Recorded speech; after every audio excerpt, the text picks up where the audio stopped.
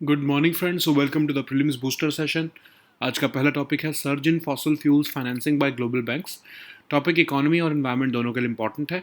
2025 fossil fuel finance report जो है banking on climate chaos कोalition ने रिवील किया है कि वर्ल्ड के 65 लार्जेस्ट बैंक्स जो हैं उन्होंने लगभग $869 बिलियन जो हैं वो फॉसिल फ्यूल कंपनीज़ को कमिट किए हैं फाइनेंस करने के लिए 2024 में। ये ग्रोथ जो है वो इंडिया का एसबीआई भी उसमें इंक्लूड होता है। तो 2024 में ग्लोबल फॉसिल फ्यूल फाइनेंसिंग जो है वो इंक्रीज़ हुई 2000 बाय लगभग 22.6% 2023 के मुकाबले। जेपी मॉर्गन चेस जो है वो इसमें सबसे ज़्यादा उसने कंट्रीब्यूशन दिया। इंडिया का स्टेट बैंक ऑफ इंडिया जो है वो नेट ज़ीरो चाहता है 2055 तक, और एज ऑफ 2025 मार्च एसबीआई ने 20,000 करोड़ की जो है वो सस्टेनेबल फाइनेंसिंग भी की है। एसबीआई की पोजीशन 47th रैंक पर आई है इस रिपोर्ट में, जिसमें टोटल फॉसिल फ्यूल फाइनेंसिंग लगभग $2.62 बिलियन की जो है एसबीआई ने की है। अमेरिकन लैंडर जो है वेल्स फार्गो, उसने अपने प्लान्स जो थे नेट ज़ीरो के वो स्क्रैप कर दिए। यूरोपियन बैंक्स ने भी जो है वो वीकनिंग सेक्टर पॉलिसीज़ दिखाई हैं। यूएस में तो इवन पेरिस एग्रीमेंट से विड्रॉल हुआ है, उसकी वजह से भी जो है ये ऐसा हो रहा है। और network for grinning the financial system से भी यूएस ने एग्जिट किया है। और क्लाइमेट रिस्क हराइजन्स के मुताबिक इंडियन बैंक्स लार्जली कोल एक्सक्लूजन पॉलिसीज़ को जो है वो फॉलो कर रहे हैं। और फेडरल बैंक और आरबीएल बैंक दो ही हैं ऐसे जिनकी ऐसी पॉलिसीज़ हैं। डिस्पाइट रीन्यूएबल एनर्जी जो अब चीप होती जा रही है कोल के मुताबिक बैंक्स अभी भी फॉसिल फ्यूल इन्वेस्टमेंट्स को कर रहे हैं। इंटरनेशनल एनर्जी एजेंसी के मुताबिक नेट ज़ीरो अचीव करने के लिए हमें फॉसिल फ्यूल इन्वेस्टमेंट को हाफ करना होगा बाय 2030। न्यू इन्वेस्टमेंट जो है वो उसकी वजह से जो है फॉसिल फ्यूल की डिपेंडेंसी को कम करने में मुश्किल होगी। और acquisition related fossil fuel finance जो है वो 82.9 बिलियन जो है वो डॉलर राइज हुआ है। 2016 से 25 के बीच में 65 बैंक्स ने $7.9 ट्रिलियन जो है फॉसिल फ्यूल फाइनेंसिंग में जो है वो डाले हैं। और 2021 से अगर हम देखें 3.3 ट्रिलियन जो है वो लैंड किए गए हैं फॉसिल फ्यूल बिजनेसेस को। नेक्स्ट हम टॉपिक देखते हैं India world's fourth largest electric car maker. ये टॉपिक आपके इकोनॉमी के लिए इंपॉर्टेंट है। तो इंडिया का जो planned electric wheeler manufacturing capacity है वो राइज होने वाला है 10 फोल्ड फ्रॉम करंट कंटेक्स्ट 2030 तक। तो इंडिया जो है वो बनने वाला है fourth largest electric car manufacture in the world by 2030, जिसमें हम सिर्फ चाइना, यूरोपियन यूनियन और यूएस के पीछे ही रहेंगे। और ये शिफ्ट जो है वो significant scale up of EV production capacity की वजह से आने वाला है। रिपोर्ट का एस्टिमेट है कि इंडिया की जो ईवी प्रोडक्शन कैपेसिटी है वो डोमेस्टिक डिमांड को एक्सीड कर जाएगी by 1.1 to 2.1 million units between now and 2030। Domestic EV demand जो है वो ग्रो होगी लगभग बिटवीन 0.4 से लेकर 1.4 million units by the end of this decade. Indian auto makers जो हैं उन्होंने अपनी पोजीशन जो है उसको कंसोलिडेट किया है डोमेस्टिक मार्केट में। और उसकी वजह से जो है ये तीन जो इंडियन ऑटो मेकर्स हैं, Tata Motors, MG Motors, Mahindra, ये 90% ऑफ इंडिया की इलेक्ट्रिक कार सेल्स को कॉन्स्टिट्यूट करते हैं। और इंडिया जो है उसने आउटस्पेस कर दिया है जापान और साउथ कोरिया को in terms of future manufacturing capacity also, जो कि प्लान्ड इन्वेस्टमेंट्स और अगर हम सपोर्टिव पॉलिसीज़ देखें उसकी वजह से ऐसा हो पाया है। इंडिया का जो राइज है ईवी स्पेस में वो स्ट्रांगली सपोर्टेड है by a combination of industrial policy, market incentives and protectionist trade strategy. और कंज्यूमर सब्सिडीज़ जो हैं वो लिंक्ड हैं टू इंक्रीजिंग लोकलाइजेशन रिक्वायरमेंट्स। और पीएलआई स्कीम्स में भी जो है ये एडवांस बैटरी मैन्युफैक्चरिंग और ईवी कंपोनेंट प्रोडक्शन जो है इसने इन्वेस्टमेंट जो है वो इंट्रोड्यूस की है। टैरिफ इंडिया जो है वो लगभग 70 से 100% की जो है फुली बिल्ट इलेक्ट्रिक व्हीकल्स पर जो है वो टैरिफ लगाता है। तो ये सब जो पॉलिसीज़ हैं इंडिया को इसने ईवी में मैन्युफैक्चरिंग में हेल्प किया है डोमेस्टिक। इंडिया जो है रैपिडली एस्टैब्लिश कर रहा है अपने आप को बैटरी मैन्युफैक्चरिंग इकोसिस्टम में भी, कंट्री जो है वो largest EV battery module producer बन जाएगी outside China, Europe and US. लेकिन मेजॉरिटी जो ये ग्रोथ है ये डिपेंड करती है कि प्रोजेक्ट्स जो भी डेवलपमेंट में है उस पे उसके हिसाब से। और सेल प्रोडक्शन के फ्रंट पे भी इंडिया जो है वो साउथ कोरिया, मलेशिया और जापान को सरपास कर जाएगा 2030 में। तो इंडिया की अगर हम देखें तो 2.5 मिलियन इलेक्ट्रिक कार्स की कैपेसिटी होगी, जो कि कम होगी as compare to China, EU और यूएसए। लेकिन एक्सपेक्ट किया जा रहा है कि ये जापान और साउथ कोरिया से ज़्यादा होगी। नेक्स्ट हम टॉपिक देखते हैं न्यूक्लियर नॉन प्रोलिफरेशन ट्रीटी। ये टॉपिक इंटरनेशनल रिलेशंस के लिए इंपॉर्टेंट है। तो राइजिंग मिलिट्री टेंशंस के हिसाब से जो है ईरान की पार्लियामेंट जो है वो एक ड्राफ्ट कर रही है बिल को, जिससे वो न्यूक्लियर नॉन प्रोलिफरेशन ट्रीटी को से विड्रॉ कर लेगी। तो एनपीटी क्या है? एक ग्लोबल ट्रीटी जो 1968 में साइन हुई थी, 1970 में इन्फोर्स हुई, जिससे कि न्यूक्लियर वेपन्स और टेक्नोलॉजी को स्प्रेड होने से रोकने का प्रयास किया गया। Peaceful use of nuclear energy को प्रमोट किया गया और न्यूक्लियर डिसआर्मामेंट को सपोर्ट किया गया। नेशंस जो हैं वो एक न्यूक्लियर आर्म्स रेस में पड़ गए जब से हिरोशिमा पर अटैक हुआ। और फिर एटम्स फॉर पीस इनिशिएटिव जो है 1963 में यूएस प्रेसिडेंट ने इंट्रोड्यूस किया कि peaceful use of nuclear energy को हम कैसे एडवोकेट करें। उसी की वजह से जो है इंटरनेशनल एटॉमिक एनर्जी एजेंसी फिर बाद में 1900 में 1960s में बनाई गई। और नॉन न्यूक्लियर वेपन स्टेट्स जो है उनको इसके हिसाब से डिटेल्ड रिपोर्ट्स देनी होती हैं नॉन न्यूक्लियर एक्टिविटीज़ के ऊपर। और IAEA इंस्पेक्शंस भी अलाउ करनी होती हैं कि कहीं वो न्यूक्लियर मटेरियल को वेपन्स के लिए तो नहीं यूज़ कर रहे। तो ये बेसिक बार्गेन है एनपीटी का कि आप पीसफुल न्यूक्लियर असिस्टेंस आपको मिलेगी अगर आप ओवरसाइट करने दोगे। तो न्यूक्लियर स्टेट्स जो हैं जिन्होंने 1967 में से पहले न्यूक्लियर वेपन्स टेस्ट कर लिए थे, वो सिर्फ वही न्यूक्लियर स्टेट्स रहेंगी। बेसिकली जो P5 स्टेट्स हैं आपके यूनाइटेड नेशंस की सिक्योरिटी काउंसिल की, सिर्फ उन्हीं को ही जो है वो न्यूक्लियर वेपन्स वो रह सकती हैं। 191 कंट्रीज़ जो हैं वो इस ट्रीटी की पार्टी हैं। इंडिया इसका पार्टी नहीं है। Apart from that Pakistan, Israel और नॉर्थ कोरिया भी नहीं है। इंडिया का तो ये कहना है कि ये डिस्क्रिमिनेटरी ट्रीटी है, क्योंकि इसमें न्यूक्लियर वेपन्स जो हैं वो सिर्फ P5 के लेजिटिमाइज किए गए हैं। 1967 की जो कट ऑफ डेट है वो बहुत आर्बिट्रेरी है।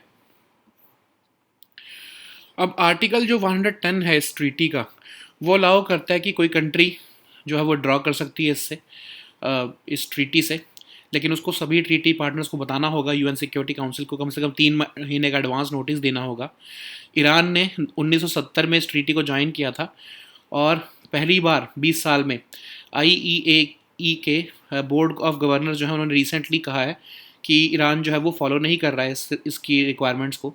ईरान ने इन वॉलेशंस को डिनाई किया है और कहा है कि वो अपनी ऑब्लिगेशंस जो है एनपीटी को अडहेयर कर रहा था और ऑलरेडी। ओके, नेक्स्ट हम टॉपिक देखते हैं ई रक्त कोष। ये टॉपिक आपके सोशल इश्यूज़ के लिए इम्पॉर्टेंट है, गवर्नेंस के लिए भी इम्पॉर्टेंट है।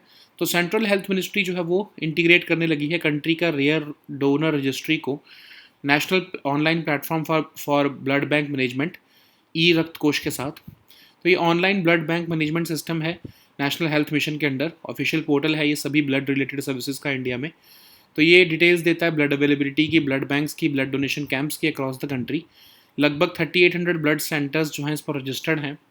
इसको डेवलप किया गया है CDAC द्वारा और इसको डेवलप किया गया है मॉड्यूलर और स्केलेबल अप्रोच के साथ, सेफ और एडिक्वेट ब्लड सप्लाईज देने के लिए, टर्न अराउंड टाइम को रिड्यूस करने के लिए, वेस्टेज ऑफ ब्लड को प्रिवेंट करने के लिए, और डोनर रिपोजिटरी भी है ये एक तरह से। अब ये इसमें जो है इसके अगर हम कंपोनेंट्स देखें, बायोमेट्रिक डोनर मैनेजमेंट सिस्टम है इसमें, आइडेंटिफाई, ट्रैक और ब्लॉक करने के लिए डोनर्स को बेस्ड ऑन देयर हेल्थ। ठीक है, blood grouping, TTI screening, antibody screening, component preparation सब देता है ये services. Biomedical waste management system भी है इसमें डिस्पोजल के लिए डिस्कार्डेड ब्लड का। Generation of rare blood group donors registry भी है इस पर। ठीक है, नेक्स्ट हम टॉपिक देखते हैं सैमसंग ऑप्शन। ये टॉपिक आपके इंटरनेशनल रिलेशंस और सिक्योरिटी के लिए इंपॉर्टेंट है। तो जैसे जैसे इसराइल का कन्फ्लिक्ट बढ़ रहा है ईरान के साथ, तो वर्ल्ड की अटेंशन जो है वो धीरे धीरे सैमसंग ऑप्शन पर जा रही है, जो इसराइल का एक थ्रेट है न्यूक्लियर डेटरेंस है बेसिकली। तो ये इसराइल का सैमसन ऑप्शन क्या है बेसिकली, इसराइल की प्रिज्यूम डॉक्ट्रिन है मैसिव न्यूक्लियर रिटेलिएशन की, अगर उसको एग्जिस्टेंशियल थ्रेट लगता है तो इसराइल ने कभी इसको ऑफिशियली कंफर्म तो नहीं किया, बट ये एक तरह से आइडिया ऑफ एपोकलिप्टिक रिटेलिएशन है। तो इसराइल ने कभी इसको ओपनली जो है वो इसके बारे में बात भी नहीं की है, लेकिन इसराइल की डिफेंस स्ट्रेटजी का ही ये पार्ट है। और इसमें जो है वो सैमसन ऑप्शन में कहा जाता है कि इसराइल जो है वो डेलिबरेटली न्यूक्लियर वेपन्स का यूज़ करेगा एक नॉन न्यूक्लियर एडवर्सरी के अगेंस्ट भी, एज अ लास्ट रिजॉर्ट, अगर उसको डिफीट नज़र आ रही होगी तो। नेक्स्ट हम टॉपिक देखते हैं सेंट्रल अमेरिकन इंटीग्रेशन सिस्टम।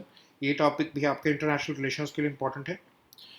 तो इंडिया और सेंट्रल अमेरिकन इंटीग्रेशन सिस्टम ने एक रिसेंटली वर्चुअल डायलॉग किया है। तो ये एक इंस्टीट्यूशनल फ्रेमवर्क है रीजनल इंटीग्रेशन का सेंट्रल अमेरिका में, जिसको 1991 में स्टैब्लिश किया गया था। अब इसके अंदर कई सारी स्टेट्स आती हैं, Costa Rica, El Salvador, Guatemala, Honduras, Nicaragua, Belize, Dominican Republic भी। फिर जो है ये इनिशिएटिव वाइडली सपोर्टेड है यूनाइटेड नेशंस जनरल असेंबली द्वारा। फंडामेंटल ऑब्जेक्टिव्स का ये है regional peace, liberty, democracy, development, ठीक है, based on respect and promotion of human rights. इसका जो हेडक्वार्टर है वो या सेक्रेटरीट जो है वो एल सल्वाडोर में लोकेटेड है। नेक्स्ट हम टॉपिक देखते हैं एनर्जी ट्रांजिशन इंडेक्स। ये टॉपिक आपके इन्वायरमेंट और इकोनॉमी के लिए इंपॉर्टेंट है। तो इंडिया का रैंक 71st आया है ग्लोबल एनर्जी ट्रांजिशन इंडेक्स में, जो वर्ल्ड इकोनॉमिक फोरम ने निकाला है।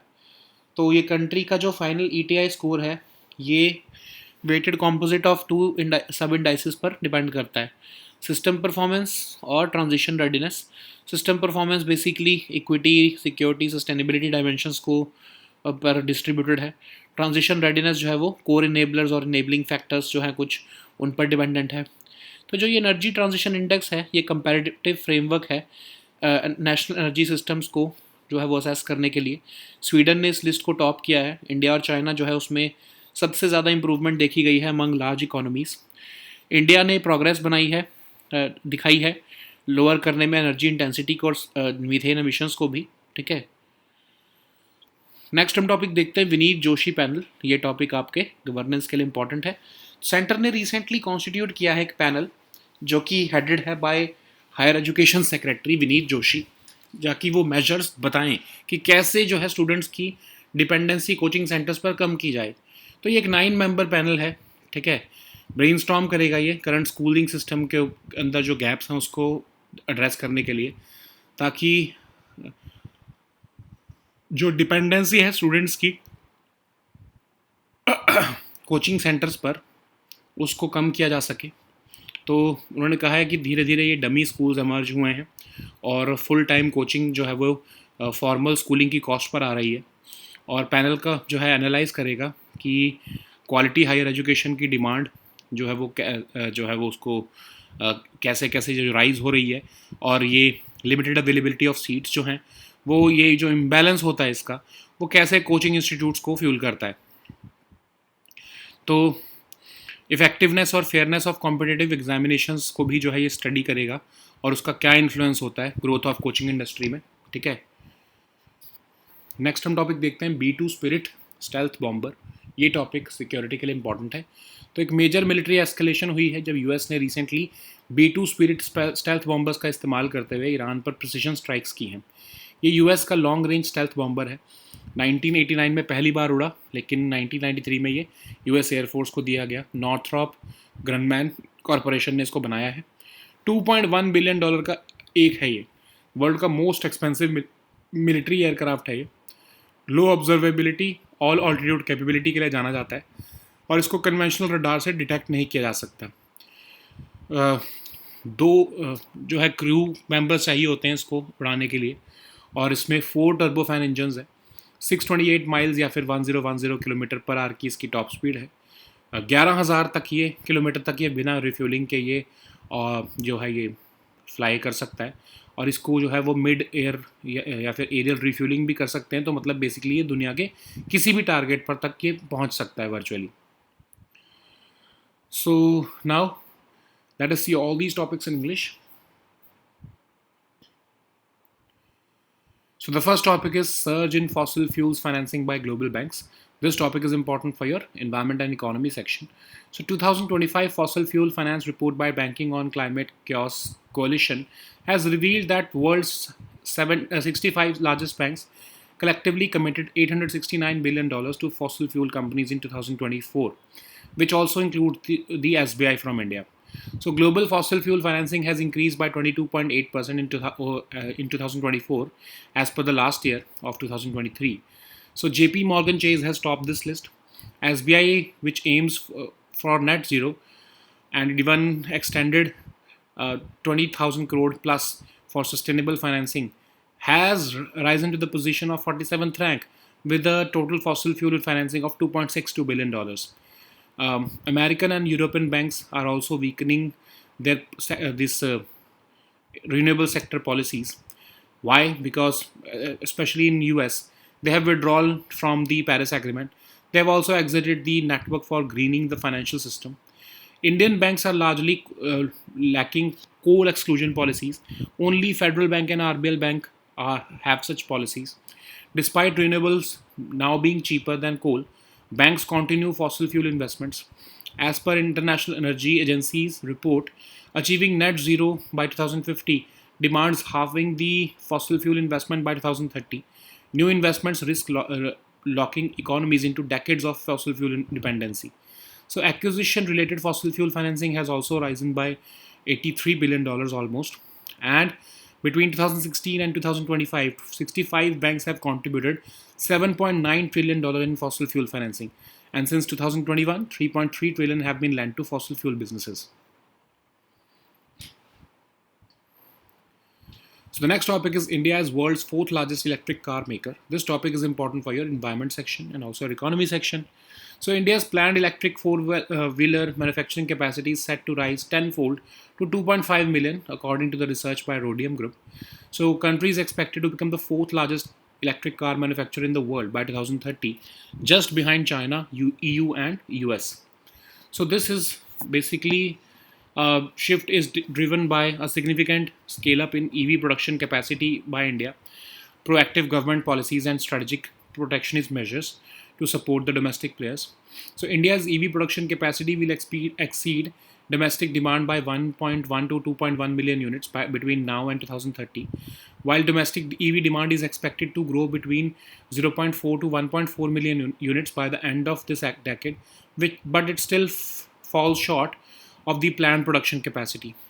Indian automakers have consolidated their dominance in the Indian market, and India has outpaced countries like Japan and South Korea in terms of future manufacturing capacity driven by planned investments and supportive policies. So, which kind of policies are there? Uh, Increased localization requirements. Then we are also having consumer subsidies, PLI schemes for advanced battery manufacturing and EV component production. India also imposes import duties of 70 to 100% on fully built electric vehicles. India is rapidly establishing itself as a significant player in the battery manufacturing ecosystem, and it is set to become the largest EV battery module producer outside China, Europe, and US. However, the majority of this projected growth depends on projects which are still under development. On the cell production front, India is expected to surpass countries like South Korea, Malaysia, and Japan by 2030. India's anticipated production capacity of 2.5 million electric cars will be behind China, EU, and USA, but it still would surpass Japan and South Korea. Next हम topic देखते हैं. So the next topic is Nuclear Non-Proliferation Treaty. This topic is important for your international relations. So in the wake of rising military tensions, Iran's parliament is drafting a bill to potentially withdraw from the Nuclear Non-Proliferation Treaty.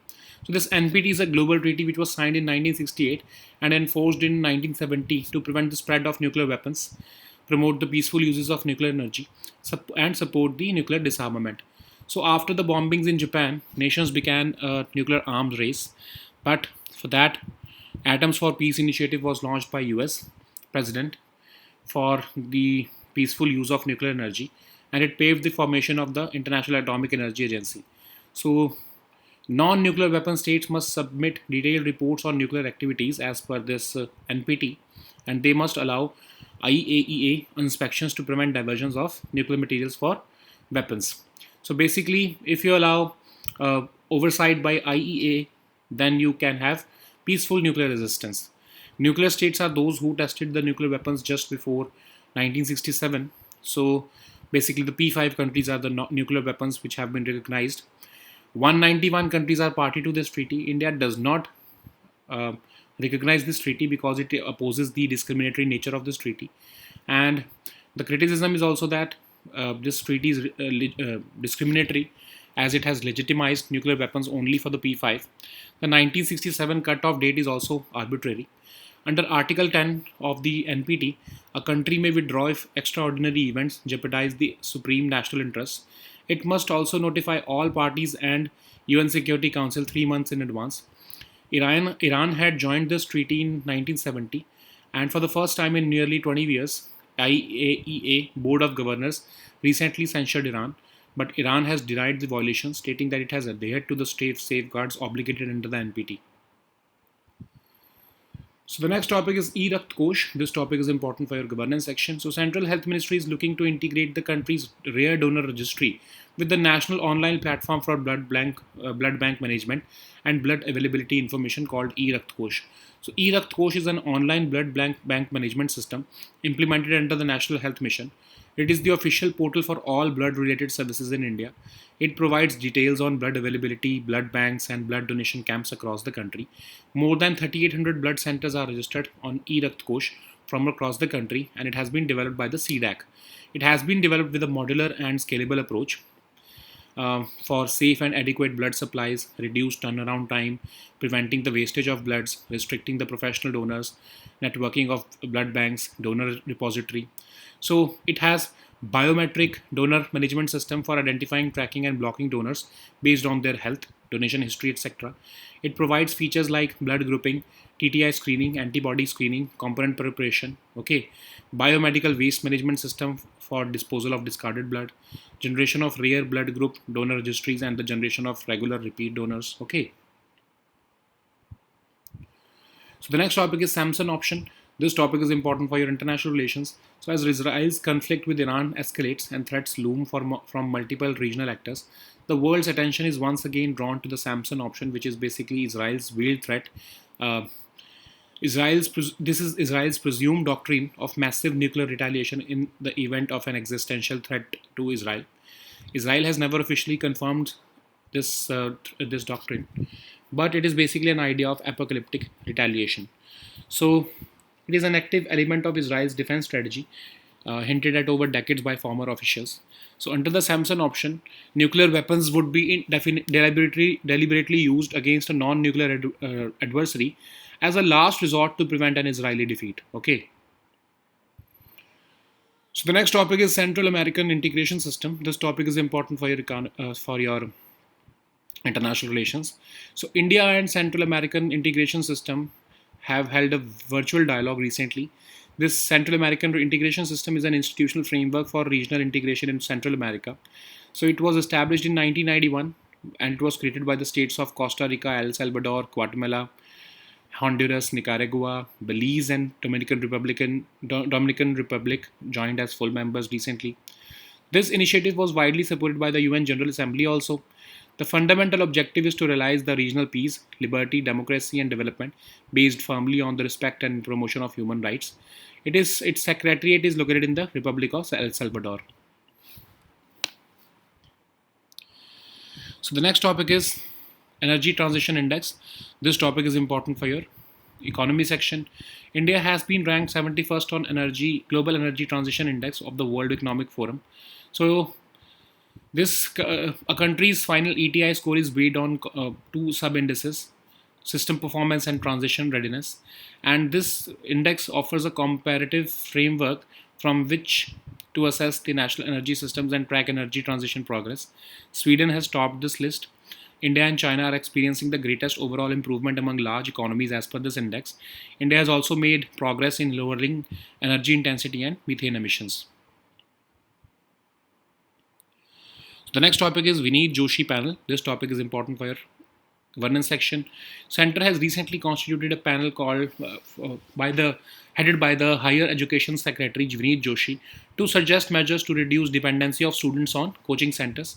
So this is a 9-member panel which would suggest measures to reduce the dependency of students on coaching centers and assess the effectiveness and fairness of competitive entrance examinations. This panel will also brainstorm on the gaps in the current schooling system. So the terms of reference for this panel include the examination of the reasons behind the emergence of dummy schools and their role in encouraging full-time coaching at the cost of formal schooling. This panel will analyze the rising demand for quality higher education and limited availability of seats in primary institutions and how this imbalance drives students towards coaching institutes. So another brief of the committee is to study the effectiveness and fairness of competitive entrance examinations in the context of school education system and their influence on the growth of coaching industry. Okay. So the next topic is B-2 Spirit stealth bomber. This topic is important for your security section. So in a major military escalation, US has recently deployed B-2 Spirit stealth bombers to carry out precision airstrikes on Iran's nuclear infrastructure. So this B-2 Spirit stealth bomber is a US long-range stealth bomber which was delivered to the US Air Force starting in 1993. It has been built and maintained by Northrop Grumman Corporation. So it is the world's most expensive military aircraft ever built. It is known for its low observability, all altitude capability. Okay, it is difficult to detect by conventional radar. It is flown by a crew of two, the pilot and the mission commander. It is powered by 4 turbofan engines. It can attain a top speed of 1010 kilometers per hour. It can travel up to 11,000 kilometers without refueling, and with aerial refueling it can basically reach any target in the world. Okay, so these were our topics for today. We'll meet next time with new topics. Until then, goodbye and take care.